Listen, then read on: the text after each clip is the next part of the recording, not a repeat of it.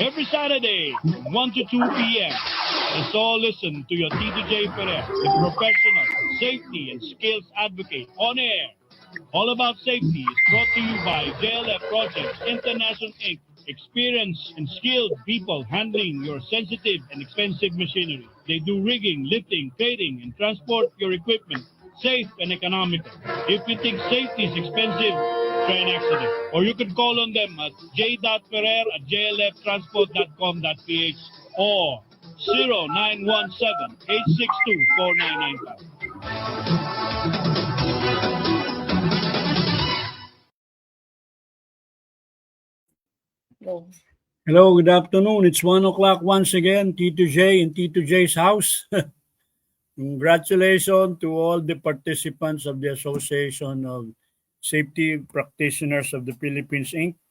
We had a free webinar yesterday on the new role of the safety officers for DO 252-25 in relation to material handling. So more or less, pinabati ko rin lahat yung mga nasiyahan at hindi nasiyahan, ano. So more or less lang po, no. Alam nyo, I've been in this industry of giving safety advices and tips for the last 13 years. Opo, 13 years na po tayo nagbibigay dyan sa DWBL, where we started all about safety, and I had been solo, and then we had Brad Pitt, and then we had Kat Tatlong Hari. So we are very lucky that I am still alive, and in a little while, pag meron na po tayong mga, wala pa masyadong maaga, wala pa po yung mga regular na sumusubaybay sa atin, ano, na andi dito, wala pa, Tina, no? Nakikita ko, wala pa Ano ba tong mga followers natin? Medyo siguro ngayon sa the 6th day of December, year of our Lord, 2025. A lot of them are still busy. Pero, just a recap, ano po ba yung DO 252-25? Yan po, ang coverage niyan, in-expand na po. Expanded yan. Pinakita ko doon kahapon na kahit yung mga government project sa flood control, walang PPE. Walang PPE. So, yung batas po natin, hindi po masyadong na gagampanan, no? Kailangan po ngayon na mag-ingat tayo mga safety officer, baka mamaya po may tinatawag na compliance, no? Baka mamaya doon magano ng compliance, and then all of the sudden na-aksidente, at yung na-aksidente mo medyo may kamag-anak na abogado, baka diyan ka mayari sa DO 252-25 kasi accountability yan Nga sabihin, safety officer ka, hindi mo alam yung pagiging safety officer mo, o kaya ikaw mimi-ari, kuha ka na ng safety officer na hindi naman qualified, dapat, kung hindi siya qualified, kinuha mo nga siya di ba? Siyempre, lahat naman generic. And we will talk about it ng mga tao. How does a safety officer do, Kinlasify mo siya as a safety officer, kinlasify mo. Pag kinlasify mong safety officer siya, you have to equip him. Halimbawa, sabihin na lang natin, in the restaurant business, Ano ba po pwedeng mangyari sa restaurant business? Magkaroon ng food poisoning. So yung food poisoning, yung preparation doon, yung iyong safety officer, marunong magluto. Marunong ng preservation, paano yung magpe-preserve ng mga pagkain, di ba? Paano ngayon, kailan mag-expire ito, itong mga pagkain ito? Dahil pag nakalason ka ng tao, you are held liable. So, halimbawa, ilipat naman natin sa ibang area naman. Vulcanizing shop. Okay, vulcanizing shop. Ano po pwedeng mangyari doon sa vulcanizing shop, di ba? Habang tinatanggal yung gulong, nilagay yung jack, bumigay yung jack nandoon ngayon yung taong nagja-jack sa ilalim. What would happen? Oh, liable ka kung wala kang safety officer. Kaya ikaw na may-ari ng vulcanizing shop, ikaw na rin ang mag-aral, di ba? I could go on. Ito nga, sabi nga natin, meron kang gagawin na arko, nakalagay, welcome to, anong bayan yan? Sabi tayo ng bayan na, no? Welcome to Cabuyao, Laguna. Yan. Welcome to Manasiki, Pangasinan. Mangantarem, welcome. Binagalagay ka ng ano. Ginamit mo ngayon yung excavator bilang pangbuhat. Gumaganon yun eh. Hindi niya abot yung ganon. So, shorter reach. Nahulog, may nahulugan. Ikaw ang safety officer doon. Sabi nga, the right tool for the right job. Yung excavator panghukay, hindi pang-lift. Bumigay eh. Ikaw ngayon na may kasalanan. Sabi nga natin, ididemanda ka dahil ang safety officer yan ngayon ang nakaka-under yan sa iyong mga scope. Kaya nga, compliant ka dapat, alam mo, gumagawa kayo na arko eh. O ililip yun, kasama yon. Kaya, topic natin, may toolbox meeting. Maganda nga po dito sa ating suki, si Angelo Redeja, no? Malamig na Sabado ng hapon ba? Malamig na ha? Sir J. Ferrer, 19 days. Merry Christmas na po and 26 days na happy long weekend Feast of the Immaculate Conception sa Monday. Tiga Malolos, Bulacan yan si Angelo Redeja. Okay, may sinasabi pa, dalawa yung pagbati ni Angelo, no? Advance, sinasabi ni Ron, advance happy 68th birthday sa nanay niya si Emma Redeja. Ba, kaedad ko si Ma'am Emma. Ako no November 19 ako nag-68 eh, di ba? Ito pa rin atin si Ronald Bariring Malabana, no? Maganda nga po. Bago na yung naki-tune up ngayon, sinasabi natin, kahapon, 1 o'clock to 3 p.m., nagkaroon tayo ng libreng webinar. Libre na. Ngayon po, sabi ko nga, 13 years na ako sa aking linya. Linya ko no? Sabi natin, linya natin.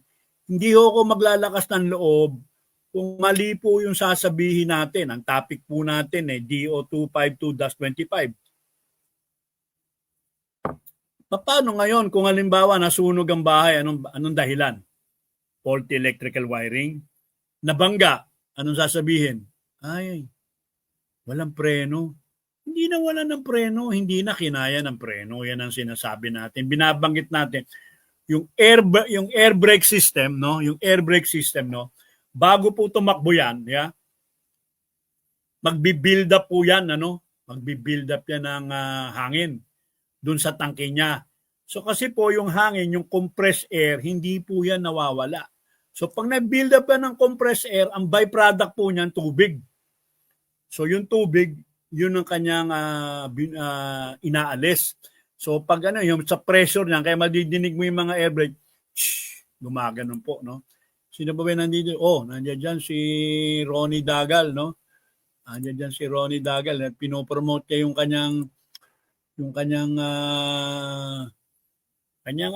kanyang business. Kaya ako rin, pinopromote ko rin yung aking business kasi 13 years na ako sa All About Safety. Mamaya, papakita ko yung slide ko para dito. Para magsabi tayo sa toolbox meeting. Kasi yung toolbox meeting, very essential yan. Maraming nagto-toolbox meeting kung ano-ano lang ang sinasabi. Dapat sabihin mo yung tamang mga in-identify mo, yung mga hazard na nandoon. Sabi nga natin kanina, kung ikaw ay nasa restaurant, ano yung mga hazard doon? Marami po Meron po pala, hindi lang yung food poisoning. Halimbawa po, nandoon ka sa may Glorieta. 6 ang iyong stove. 6 ang stove mo. So, hindi ka po pwede, meron kang 6 na LPG tank. tinatawag dyan, nakamanifold yun. Nakamanifold, may mga tangke ron, pag high pressure side yun, paglabas nun, regulated pressure. Sir, sumabog yun. Sasabihin mo na naman safety officer ka, hindi mo alam, engineering yun. Dapat mag-aral ka rin po ng handling of gases para po alam mo. Napakaganda nasa restaurant business ka, handling of LPG. Biglang pupunta ka na ngayon sa isang planta, fabrication. Nakamanifold din. Ang gamit mo ngayon, LPG, pamputol, and it's now being increased sa pagputol kasi meron kang oxidizer, yun ang oxygen. Ang oxygen po, hindi siya flammable. Pero siya po ay nagbibigay sa iyo ng mas maraming oxygen, mas madaling masunog. Okay ha? So, yan ang mga natin. So, binibigay ho natin. So, nasabi natin sa mga, halimbawa, mas kita si Ronnie Dagal, talagang magaling yan eh.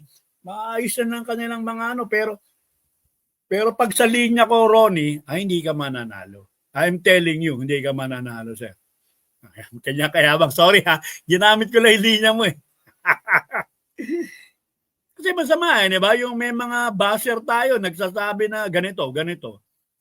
Very bad yun. Shout out kay Pamperer at kay Congressman Kiko Barsaga na sayang, nasuspindi nga si Ginong Kiko Barsaga. No?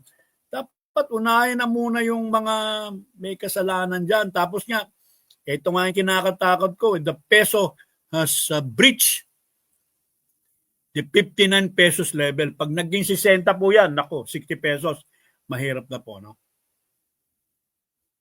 Kaya sila Ronald Bariring Malabanan, bibigyan natin. Alam ko magagaling na kayo. Alam natin, marami kayo. No?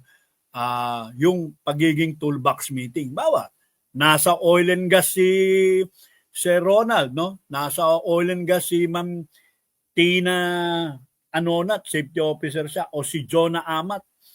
O sino man, si Pamperer na lang. O si Engineer Samantha Perer. No? Ano ba yung hazard doon? Halimbawa, bigyan mo ako Tina ng isang trabaho na example. Anong trabaho na gusto mong i-discuss natin? Ano yung hazard doon? Sa mga factory. Nasa factory. Factory ng ano? Factory ng mga gamot. Factory ng gamot. Okay. Sa factory po ng gamot, no, meron pong yung gamot, yung paghalo noon, di ba? Yung tama pong paghalo nun, may formula yun eh.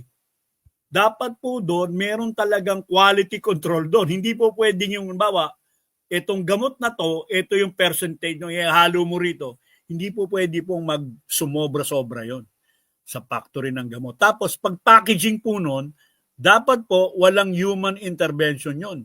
Ito na, marami na tayo. Pwede ko na ngayon ipakita yung ating slide. Nandito na si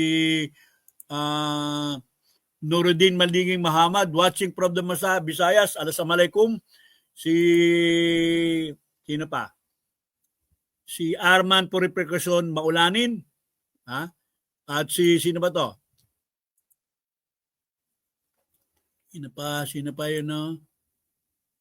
Si Arnold Emiya. Ayan, si Sir Arnold Emiya, no? I-share na natin, pero bago ako mag-share, sabi ko nga, no? Ang All About Safety po started 2013. Ako po nagbabayad ng radio time, lahat. I've been investing my money, everything. And I have been, sabi ko nga, mamaya papakita ko sa inyo, kasi kailangan na natin malaman sino ba si Jay Ferrer, sino ba si Engineer Jay Ferrer, di ba? Manufacturing, beto pa, humabol pa si Benny BD Bensi. Manufacturing ng palbura. Ano pa dapat na safety protocol when it comes to storage? Ang storage po kasi ng palbura, hindi po dapat yan kasi nag-i-ignite kagad po yan eh, no? Pag a single spark ng parbula, gunpowder, no? At in a room condition na hindi po pwede pong mainit. Pag sasabog po kagad yan. Kasi may volatility po na tinatawag. Pag safety officer ka ron sa area ng paputok, kailangan mag-aral ka ng pag-process ng paputok. Kasi highly flammable, explosive material po ang gunpowder o palbura. Yung paghawak mo po, halimbawa din po, yung mga paghinawakan mo po yung palbura, meron pong mga human, animal waste. So pag ano yan, minsan kaya nga pag nasabugan ka, binikso ng ng tetano. O Tina, pakita na natin ang ating toolbox paano ba gumawa ng toolbox meeting. Pero bago ko pakita yan, i-introduce ko na muna po yung sarili ko. Marami po kasi hindi nakakakilala sa akin na si Jay Ferrer pala, ganito, di ba? O, si-share na natin. Ito yung ating unang-unang slide, ha? Toolbox meeting. Okay, sige, tuloy mo. Toolbox meeting, okay. Ayan po, ang aking pong Facebook, ito po ang aking Facebook, Engineer JL Ferrer o J Ferrer po. Yan po yung aking may bahay at aking mga anak at anak. Okay. Ano po ba ako? Bakit ako ay nagtuturo ng safety? Ano bang karapatan ko? No? Ako po ay CEO ng JLF Project International Inc. So kami po ay engaged kami sa paglilipat-lipat ng mga makina. Ang makina pong hinahawakan namin, hindi po yung ordinaryo ko. Yung kailangan po sensitive at mamahalin. At pag mamahalin, i-create namin, i-transport namin, i-export. So nasa industriya po ako niyan. Kaya kung nasa industriya ako niyan, hindi po base sa opinion lang ang aking pong sinasabi. Base po yan sa mga international and local standard. Ano yung international? Marami po yan, discuss na ko yan kahapon. Pero isa dyan po, yung mga ANSI. No? Ang ANSI po, hindi po siya nagbibigay ng mga standard pero nag-accredit siya. Yung ASME po, katulad ng lifting, B36 o 60, may mga alituntunin po. No? At sabi nga, halimbawa, forklift ka, may center of gravity yung binubuhat mo in relation to the load center. At ano ngayon yung center of gravity ng forklift, magko-combine yan. Combined safety. Yun. Ako rin po ay CEO ng JLF Project Training and Assessment Center, isa pong accredited na Technical Vocational Institute ng TESDA. Okay. Ito po, sisimulan ko po, no, magsasara yung factory. Lalabas namin. Paano ba namin lalabas? Tutulak-tulak ba? Paano kung walang gulong? Paano kung may gulong? Dapat po, pag hinawakan nyo yung mga makinang yan, wala dapat pong, wala pong tama. Ito na, si Dante Herdin. Magandang hapon. Sabi niya, Boss Jay, kamusta na? Hindi pa ako, Sir Dante Herdin, hindi pa ako 100%. Binabati ko nga pala yung mga assessor ng TESDA, si gwapong-gwapo si Dante Herdin, mga kasama niyang assessor, na minsan kailangan lang natin, tayong mga assessor, mamaya na po, tayong mga assessor, kailangan nating maging malusog para clear ang mind. So yan, from sa loob hanggang sa labas. Ito naman po, sabi nga natin kanina, hydrogen tank. Paano po yan, hydrogen tank? Paano mo ma-handlein yan? Ammonia tank. Paano mo handlein yan? Oxygen tank. Helium. Paano mo handlein yan? Yan po ang kadalasan dyan sa mga mga gases na yan. It has to be tinatransport po yan in a gas form or liquid in a malamig na malamig na temperatura. Pag bumuga po yan, yung pong lamig niyan, masusunog po yung balat nyo. Para kang nasunog ng apoy. Pero doon ang tawag cold burn. So, yan nga po, 20 tonelada o 2 crane ang ginagamit dyan. Pag hindi ka marunong ng craneage, sasabihin lagi, yung mga crane operator, sasabihin, hindi po pwede, tatama. Kaya nga may tagline, paano ka tatamaan? Sabi, hindi po kakayanin yan, dalawa, maliit po yung nasa puwet Wala pong weight sa puwet halos. Ang weight po nasa head crane, kaya nga tawag head crane Ngayon, yung mga sabi nga, baser ko, kumpitin natin. Mag-training ka sa akin. Halimbawa, kung ayaw mo naman, hindi kita kukumpitin ng base-base lang. Bakit? Hindi naman po puro libre. Sensya na. Okay, ito. Sabi nga natin, 18 meters ang tangke. Paano mo dadalhin magmula Malabon hanggang Pakil? So, binidesign pa na yan ni Jay Ferrer bilang isang management engineer, industrial management engineer. No? I-design natin ba? Based on our expertise and our experience. Ano po ba ang taas? 3 meters. Nakita nyo doon sa NLEX, may tulay, tinamaan ng container. 2 linggo traffic.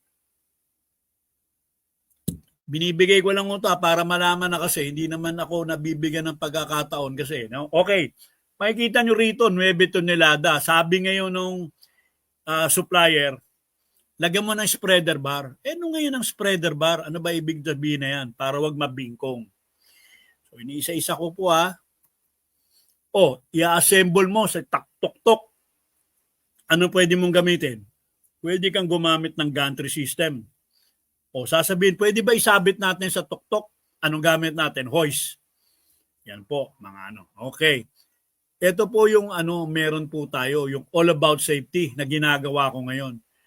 Yung dedication at commitment ko every 1 to 2 p.m.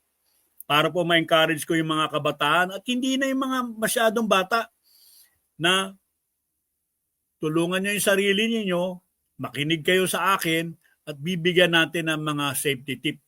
Kasi po, pag na-aksidente kayo, mas mahal. Wala pong rush na job kasi mas lalong delay pagka hindi tayo sumunod po sa mga safety protocols. Ito po yan, Ito po yung resource speaker nyo. Noong 2015 po, nasa Singapore tayo. Ito po, topic natin ay pagbabarge. Kaya, it's another mean of material handling. Kasi nilagay mo sa barge, paano mo ibababa? Ito, nasa WASP tayo. Ito, nasa ASPI tayo. Ito, nasa SOPI tayo. Ito po, sa SOPI ulit. Ngayon, nagbibigay po tayo ng pre-training, sa Philippine Marines. Alam nga naman po, naging marami, pinapansin kasi ako, kahapon may nagbabas So, nasabihin ko na sa kanya, yung mga tao, ito, pre-training, Hindi lang isa yan, 2 yan. Meron pang isa sa Philippine Navy. Kung itong mga taong itong tinuruan ko, ipapalag ito pag mali yung ginagawa natin. Ano ba yung career highlights natin bago tayo pumunta ron? Kasi toolbox meeting maraming nagsasabing, hindi naman ko alam yung trabaho ko. Ito po, kaya mo bang mag-welding sa loob ng carousel? Yung carousel umiikot peeling machine yun Bababa yung peeling nozzle, papasok mo ron sa 50 kg. Yun ang pinakamalaking tangke. O kaya yung conveyor system na dala-dala ng 11 kg, gaganon yung mga pneumatic, gaganon. Weldingin mo yon. Pag sinabi mong weldingin mo yon, hot works ang kailangan. So, pag pumasok ka ng LPG at nag-perform ka ng welding work, wag ng welding. Paano mo puputulin? Pisa muna cutting highly combustible gas ang LPG. Pag nagkaroon ka ng open flame, boom! Sabog po yun. Planta yun, hindi lang po para may atomic bomb na nando doon. Yan po yung ginawa namin. 0 accident po. Noong 1987 yata o 1985. Ito po, yung consultant po tayo ng Shell Eco Marathon Car 2014 and 2015. Yan po, may mga nasira doon na truck, di ko na at crane, ni-report po natin. Ito po yung mga TESDA natin. Ito po yung sa natin, yung pag-operate po natin ng 25-tonner na rough terrain. Ito yung mga certification. Ito yung mga tinuruan natin. Ayan. So, bakit po importante ang toolbox meeting? Nandito na tayo Kasi po yan toolbox meeting, it is a safety talk. So, paano ka magsa-safety talk kung hindi mo alam ang trabaho? So, ang safety officer, di-discuss niya kung ano hazard ng job. Sabi natin, alamin natin na meron kang tatanggalin na pyesa ng LRT train. Ano yun? Ano yan? May nahulog. Meron kang pyesa ng LRT train na nahulog. Speaker yata yun. Tama ba? Speaker ba yan? Hindi. Ano, may nahulog tayo, may nahulog nga, may nagalit. May LRT na tren na dapat mong nasira eh. May kukunin ka eh. Paano gagawin mo? Pagpasok mo doon sa ilalim ng MR o LRT, no, meron yan doon sa may Pasay. Meron namang MRT doon sa may ano yung mall na yon ng nila Ayala, pababa doon eh. Meron doon po doon sa may North EDSA. Nandoon po ang paradahan yan. So paano mo iaangat yun? So on toolbox meeting mo, kailangan mo na yung job na yon ma-perform mo na 100% accident-free. 0 ang namatay, 0 injuries. Yan po lagi ang gagawin natin, no? Tapos, in that meeting, in-encourage nyo po yung mga tao doon na hindi mo lahat makikita po at lahat ng mga trabahador may input. Hindi sila nagbibigay ng input, paano na? Failure ang iyong toolbox meeting. Bakit? Ikaw lang nagsasalita eh. Kasi po, ang safety officer, sabi ko na nga, hindi siya police. Ikaw ang advisor. You will now try to win your friends. Sino-sino yung friends? Yung may-ari o yung boss mo, yung manager, yung supervisor mo. O sino naman yung iba? Yung mga tao. Kasi pag hindi po sila nagsalita, yung safety na salita, na sabi nga ni Engineer Romy Tupas, the freedom from hazard, hindi pa ma-achieve. So, ano po yung first step? Yung first step po natin na kailangan po natin lahat natin, magdasal po tayo. No? Kailangan po natin talagang humingi po ng patnubay o guidance. But, meron po ditong cautious. Iba-iba po tayo ng relihiyon. Meron tayong Katoliko, meron tayong Protestante, may born again, may Muslim, meron yung tinatag na Church of God, meron yung Church of Jesus Christ of Latter-day Saints, may Iglesia ni Cristo, may Baptist, may Dating Daan, at kung ano-ano pong mga religious congregation. Ang dapat po natin gawin, yung dasal po natin, generic. Ano yung generic? Alam naman po natin, pag nag-sign of the cross tayo, ay hindi po pwede sa mga Muslim yon. Hindi naman po pwedeng sabihin naman natin yung salita ng mga Muslim, magagalit naman po. So generic po, we always talk to God. Kasi si Allah, ang tawag din nila God. Yung mga sa Iglesia ni Cristo, ang tawag din po nila yung God, God. Yung mga Baptist, God din. Yung mga Dating Daan, God din. Lahat po. Wala pong tinatawag na iba-iba lang. Ang sinasabi nga ng iba, ang Diyos, sabi nila, isa lang yon. Sa atin naman, iba, meron yung 3 persona. Tanto yung 3, God the Father, God the Son, God the Holy Spirit. Sa iba, wala, isa lang. Pero, lahat po nagtutugma na isa lang ang Diyos. Kaya, ano po dapat dun sa prayer na yan? Respect to others must be observed. Yan po ang kailangan natin. So, second step. Ano yung second step natin? Yung physical state po ng worker, yung tao na maging involved doon. Kaya yung safety officer, nasabi na meron yung maliban sa pre-ops, no, o inspection ng PPE, no, bago tinitignan niya na yung mga tao. Ano yung mga red flag doon? May red flag. Karerahan ba yan? Amoy alak ba? Mapapansin mo yan pag nag-inuman kagabi, no? Or hindi mo nga naamoy, nag-toothbrush eh. Pero lumalabas minsan sa katawan na yun, yung pawis na yan. Or nabalitaan mo na sila paring Chris, umuwi na ng alas 4 ng madaling araw, isasama mo ba yun sa trabaho? Hindi po. Papakiusapan mo in a nice manner na hindi po sila po pwedeng sumama ron. No? Ngayon, yung iba namang hindi naman amoy alak pero acting weird. Acting weird, ano ba yun? Yung suspicious ba na iba yung tanaw mo eh. Baka nakadroga. Kaya kakausapin po yan yung mga trabahador, bakit ba si Chris ganito? Tumitira po yun si Chris. Kailan pa? Dinadrug test naman bago pumasok. Buhat po nung iniwan siya ng asawa niya. Ayan, yung mga ganyan.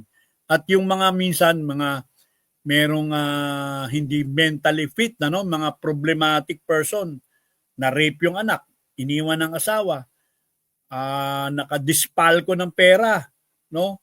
Maano po yan, makikita mo.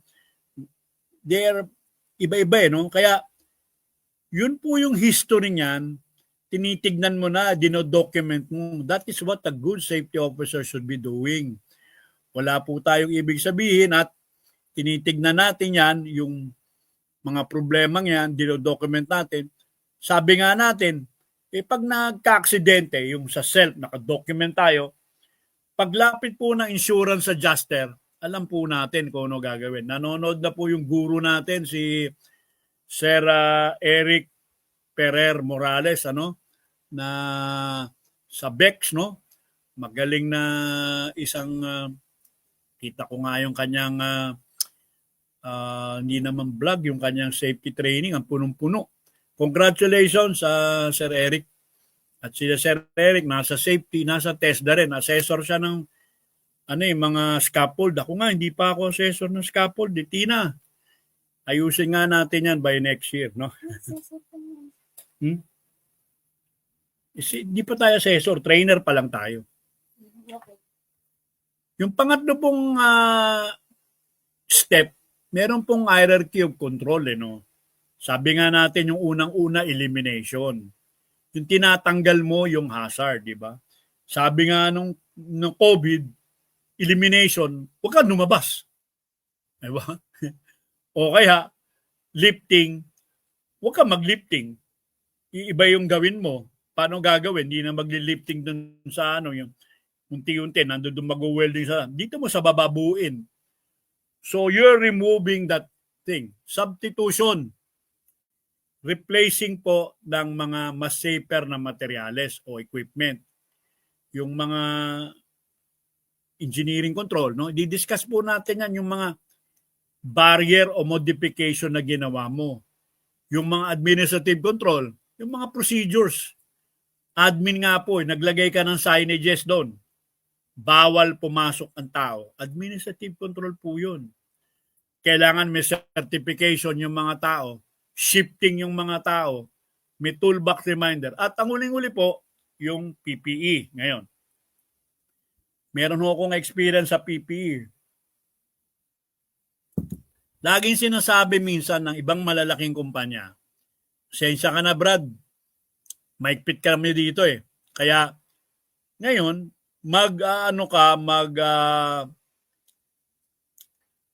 sabi nga nila, magpapalit ka lang dito ng ng kurtina eh. Dapat ganito yung guantes mo eh. Mali po.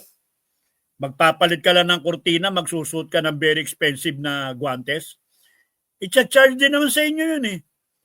O, ako yung contractor. Sabi mo, mahirap dyan. Bibili ako ng imbis na tiglalabing ₱1 o 8 pesos na cotton gloves. Mag-wear ngayon ako ng ₱100 na rubber gloves. Sabi ko nga, sabi nito ni Jimmy Reyes ng nagtuturo rin yan. Idol ko yan eh. Pati sila Robin Rubina, the right tool for the right job.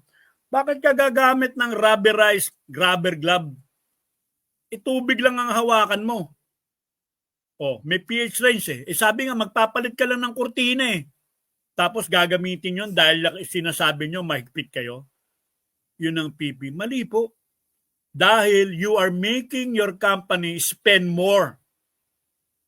Wala kaming magagawa. Kontratista lang kami. Papasok po yan. Hindi po kayo nakakatulong sa safety dahil mali po inyong understanding ng safety. Ang safety po ay tinatanggal mo yung hazard. The freedom from hazard. O kinokontrol mo yung hazard. Naglagay ka ng pagkamahal-mahal. Halimbawa na lang, crane. 1 tonelada lang yung bubuhatin mo. Palalagay mo na 35 tonner ilalagay. Kayang-kaya. Mahal naman. Palang ang aksidente. Kaya po yun, hindi yan sinasabi na Dahil para maging safe tayo, sasabihin mo, mahigpit talaga rito. Papahiyain mo yung mga kontratista mo, papahiyain mo yung mga kapwa mo engineer, papahiyain mo yung mga kapwa mo safety officer, papahiyain mo rin yung mga trabahador doon at ini-implant mo sa kanila na mali yung kanilang ginagawa na magpapalit ng mga lababo. Kailangan naka rubber gloves na pang langis. Magpapalit lang. Ano yung pH range, di ba? Kaya nga sinasabi natin, pag ang gamit mong PPE, hindi po yung mahal. Ang kailangan mo, the right job for the right tool for the right job. Andito na si Engineer Juanito Tupas, no? Yun nga Sir Juanito no? Bakit ganon, di ba? Katulad natin, matatanda na tayong ininero. Tapos sasabihin sa atin ng batang-batang engineer, o batang-batang, hindi siya engineer, safety officer siya. Hindi naman lahat ng engineer din okay Pero magaling siya, magaling na, nakapag-train nga Sasabihin niya, pasensya na po, dito sa amin kasi mahigpit ang safety. Hindi mo mahigpit ang safety. Ang safety po, hindi po pulis. I remember a time, dito nga sa toolbox meeting ko na nung araw, dyan sa May Batangas. Foreigner yung yung project manager. And he was Thailander siya, marami siyang sa safety. Tuwing mayroong aksidente, tigil ang trabaho. Tuwing may aksidente, tigil. Anong mangyayari? Ilan ang excavator na nandoon? Ilan ang crane na nandoon? Ilan ang scissor lift na nandoon? Kasi major plant po yung ginagawa So, you are defeating the purpose of safety. Hindi po yung pulis ka, lagi kang mahilig naman sa work stoppage order. Kaya nga binabanggit ko, yung minsan, di ba? Safety officer, ang higpit Nakatali yung isang bagay. Nakakadena. Tanggalin mo yan. Ano ipapalit po? Ratchet belt. Sabi nung driver, Sir, mas matibay po yung bakal. Kasi mas mataas po yung capacity. Medyo mali pa nga yung driver Sabi ko lang, yung pinalit yung nylon sling, parehas lang ang capacity. Kasi pag parehas ang capacity nung kadena at yung nylon web sling, walang problema dapat. Ba't mo pinapalitan? Same capacity lang. So, dahil gusto mong sabihin na ikaw ay magaling sa safety, imbis na nakabiyahe na yung truck, hindi na tuloy makabiyahe. Bakit? Pupunta pa ng yarda niya Kukuha uli ng ng panibagong ratchet belt o web sling. So ito po yung binabanggit natin. Kaya nga kahapon may mga nandoon ako, tinitignan ko. Kaya nga sinimulan ko na kagad doon sa credentials ko. May mga iba na sabi nga, ewan ko Sir Dante, 'di ba, yung nag-mitigate na yung forklift from dati 60% demo, 20% interview, 20% ang written. Maka 80 ka, okay na. Ngayon, dahil marami yung tinitignan, pati PP, tinitignan, lahat tinitignan Umabot ka ng 79.99, baksa ka. Mukhang mahirap. Tuloy na natin to, isa pa. Ito yung alam to nila Sir Eric, sila Jun Tupas, alam nila yon. Pero paano mo yung mga bago? Kasi po yung pinakaumpisa nga po yung physical removal ng hazard. Replacement, in-isolate mo, binago mo yung administrative nagkaroon ka ng mga additional administrative work. Sabi nga pinag-training mo yung mga tao. Pina-NC mo training. Doon sa training makikita mo marami na alam na ng bata. Alam niya na ngayon. Halimbawa, may mga tao sabi, alam ko na yan. Saan mo ilalagay yung crane? Saan mo ilalagay yung gamit? Pag nilagay mo kasi yung crane ng malayo, hihina siya, di ba? The longer the boom is, it decreases the capacity. Ngayon, working radius. Marunong ba tayo magsukat? Sasabihin ng iba, marunong magsukat. Ano nga yung sukat? Yung iba natatakot kasi 25.01. Ano yung 0.01? Doon na lang. Baka 25.1 yan. Kasi yung 0.201, pag binasa mo yun in millimeter, 2,501. Iba yung 2,510. Nakikita nyo ha? Kaya nga po, yung kailangan mag-training. Mag-training kayo dyan sa mga tao. Kaya bawa, sabi natin, load center. Ano bang haba ng tinidor? Laging ano yan. Ha? Okay po, ito po, bibigay na naman tayo. Isa pa. Yung third po, pinapakita natin dito, no? Maglalagay yung mga tao ng sling doon po sa ibabaw. Bakit hindi yung hindi yung crane na lang ang maglagay ng crane doon? Kasi po konti lang yung difference noon yung no, baka tumama. Mas maliit po yung boom truck natin. Maglagay po tayo ng platform, doon po sasakay yung tao at yun ang maglalagay ng sling. Meron naman violent reaction diyan. Yung violent reaction niya po, yung pong people na parang bird cage, dinesign po yan ng isang structural engineer. Yan po yung ginagamit sa mga masikipan lugar. Hindi po natin pwedeng sabihin, i-crane po lahat. And by the way, dito na yung gwapo, si Engineer JP Batan. So, paano i-eliminate? Di-eliminate mo yung process ng platform. Paano gagawin mo? Hindi maglagay ka ng scaffolding. Diba? In-eliminate mo na, nag-substitute ka ng scaffolding. Pero scaffolding, may iba na naman yan. Yung bang mga scaffolding mo, yung ba ang tama? Platform ba? O yung, sabi nga nila, modular type ba? O yung H-frame?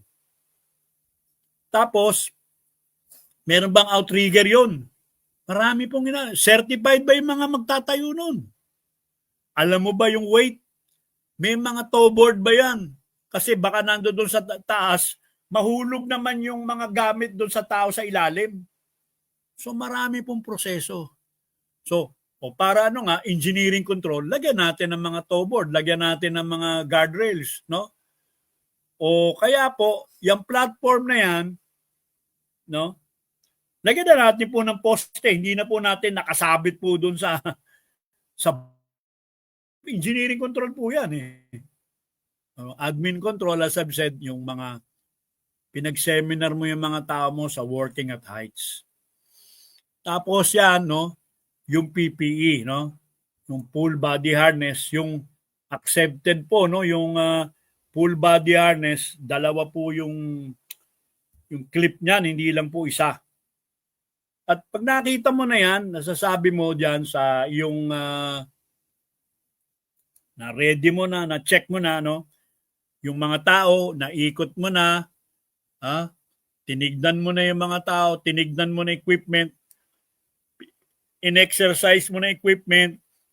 Kasi po, yun ang pinaka no? Kung tayo lang, sasabihin natin, ay, mabagal yan. Kaya nga po nagka-aksidente. Dahil wala po silang wala silang whatchamacallit, wala po silang perform walk-around check. Wala pong pre-inspection. Ang PPE po, kaya ang mahal-mahal ng cost, no? Kasi sinasabi ng mga tao na, ay, hindi pwede sa amin yan. Ay, hindi pwede sa amin. Ang hindi po pwede, yung hard hat po na wala pong ANSI na nakalagay. No, na hindi po, no? Kasi pag tinignan mo, walang tatak manufacturer, wala pong, yung helmet na yon, yung tigsi 50 pesos lang, tigsi 75 pesos lang. Yung kasing mga original, mahigit 200 po, hindi po pwede yun. Pag nabaksakan yun, yun ang hindi po pwede. Yun ang tignan yung mga safety officer sa ibang malalaking kumpanya. Hindi yun sasabihin natin na maigpit kami rito Sorry po Ito po, no, yung port nga po, sinasabi natin, perform walk-around check. Yung ito, nando doon, yung boom trap, tignan mo. Yung platform, tignan mo. Yung slings, tignan mo. Saan yung sling? Hindi naman rigging gears po yon, yung shackle, nung ano. At yung mga rigger.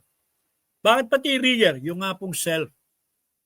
Kailangan po yung self. Kaya nga iba sinasabi, blow bagets. Yung S, it is the self.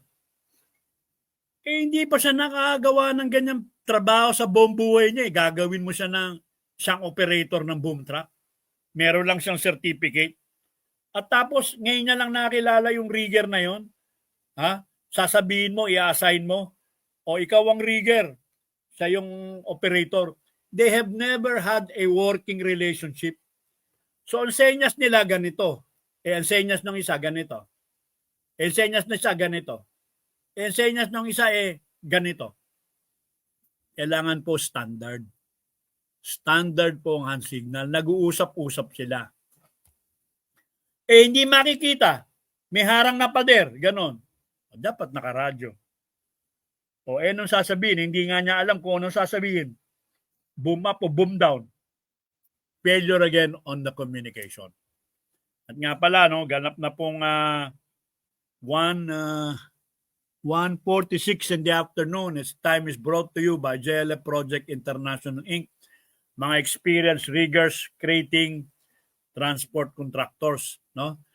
Tumawag lang po kayo sa 0917-862-4995. No?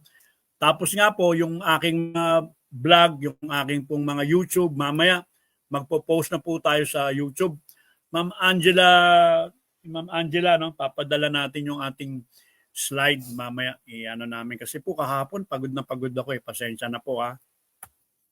Ito na ngayon yung pinaka fifth step natin yung assignment ng task ng work. Ina-assign mo na. Ikaw ang rigger ha. Minsan po hindi po laging isa lang. Kung nakaganyan tinignan mo rito pantay. Pag ganito po, ayan, tinignan mo ngayon ganyan pantay. Paano po pag nakatabingi ng gano'n? Hindi mo makikita sa lahat ng angle. Kailangan po minsan dalawa yung rigger o tatlo yung rigger. Kasi hindi makikita lahat po Kaya kailangan may sumisenyas, meron talagang main rigger. Merong ibang mga secondary rigger to inform the crane operator na something is wrong. Katulad nga po nung baka bumibigat na sa one end. Pag bumigat na sa one end, there is now a concentrated load on the other end. Now, the sling po doon sa kabila, nagbabaga na yon. Pag nagbaga na yon, hulog na yon. Tapos nga, sabi natin, na-assign mo na, Nagyan mo na yung mga task, yung mga trabaho. Na-install mo na. Ano yung written methodology mo?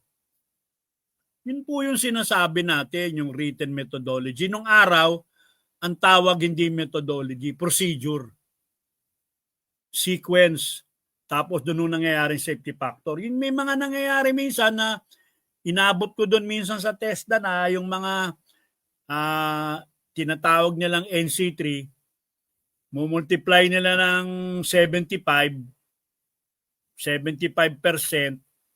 yun na daw yung yun na daw yung safety. Hindi po, yun ang capacity.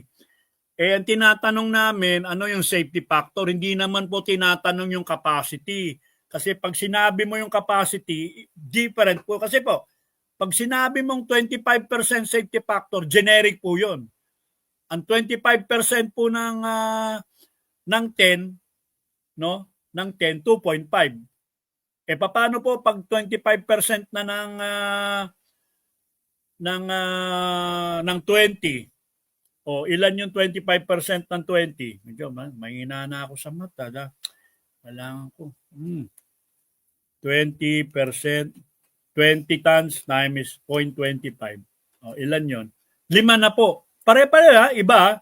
Pero yung pong capacity, pag halimbawa, yung 20, i-time ko ng 0.75, 15. Yun ang capacity ng crane. Pero hindi po yun ang safety factor. So, yung mga nagtuturo minsan, nagbasa-basa kayo, tapos mahilig kayo magbaksak. Tapos sasabihin ng assessor, discretion niya yan. Kaya nga, Sabi nga doon sa isang interview ni Joel Villanueva sa bagong Director General na si Kiko Benitez, there are only 16,600 assessors for 2.7 million students. So, balik ko tayo. Paggawan mo ngayon ng methodology yung mga yon. O, ano pa yung kailangan? Ano pa yung weight nung bubuhatin mo, yung platform? Laging nakabase po doon. Doon mo ibinabase doon sa weight. Anong relationship ng weight doon sa capacity, safety factor na yun, isosolve mo yung mathematically. Pag hindi mo po alam yung pagkukumpute-compute na yan, huwag mong sasabihin kagad po na i-divide mo to, i-divide mo yun. Hindi po tama yun. Pag nagpunta po kayo sa isa bang lugar, diniscuss nyo po yun, wag na po, no? Yung specification po ng equipment o ng boom truck, dapat po natin malaman yan. Tapos, yun pong ground bearing pressure. Ano po ba yung mga anong yan, ground bearing pressure? Diba? Pag naghalo ka ba ng semento dito sa loob ng mga manok mo, may sabungan ka eh. Ha? Ganyan ba kabigat yan? Maglalagay ka ba ng rebars doon? Ang gumagawa lang lumatapak mga manok? Ngayon, dadaan doon mga kotse, mga truck. Ano po ba ginagamit doon? AAA. Tapos, ang dadaan lang doon 1 tonelada. Paano ngayon ang manggagaling? Ya? Sabi si Bernie BDBC, pa-shout out po kay Chairman Jigs Resuelo, watching from Barangay 378. Chairman, saludo, baka mamaya magpa-training ka naman kay Jay Ferrer, no? Para ito, binibigay nga natin, no? Kasi tatanungin ganyan minsan, no? Para hindi mo makuha yung trabaho, Engineer Tupas, hindi mo natin makuha yung trabaho. Ang buhat-buhat lang natin eto nga. Anong buhat-buhat natin? 1 tonelada lang. So, hindi kaya. Pero, ano ba?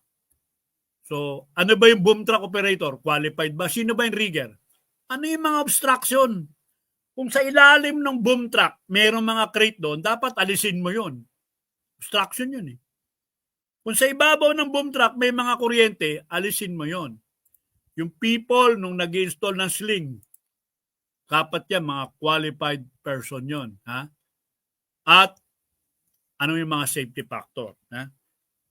Ito po, yung huling-huli po natin, meron na naman pong perform walk around check.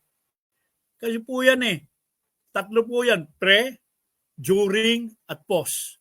Pagkatapos po ng 3, i-document nyo po yun. Lagay nyo po ilan yung man hours. Tapos, everybody sign.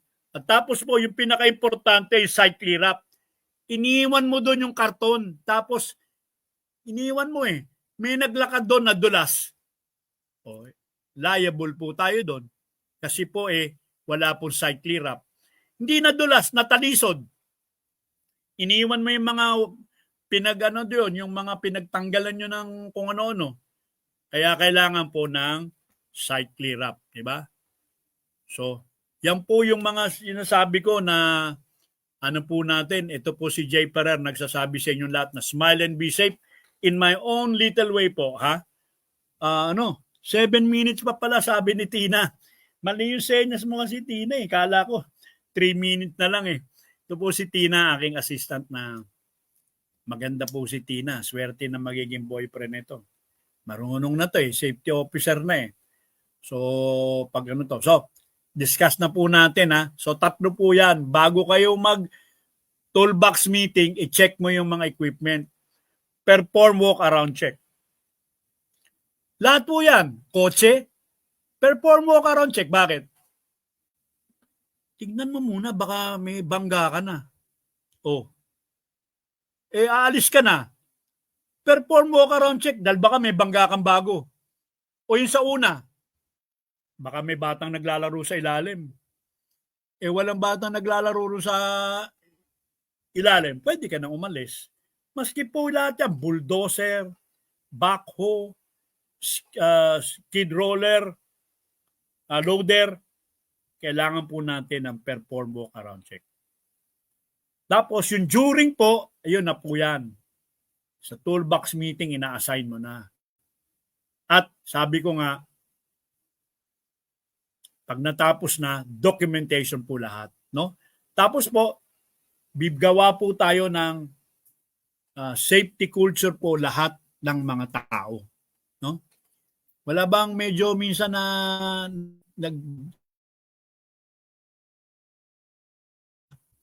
ilang balata nakikinig sa atin, ha? 33 nag-heart, 4 yung nanonood, no? So, medyo minsan, baka mamaya bigyan topic na gusto nyo. Kasi po, binigay ko itong toolbox meeting kasi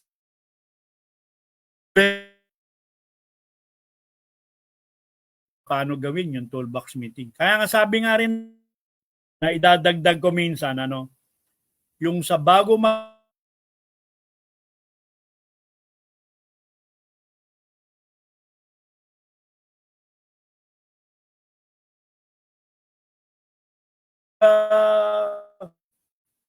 bago magtrabaho, kailangan po minsan may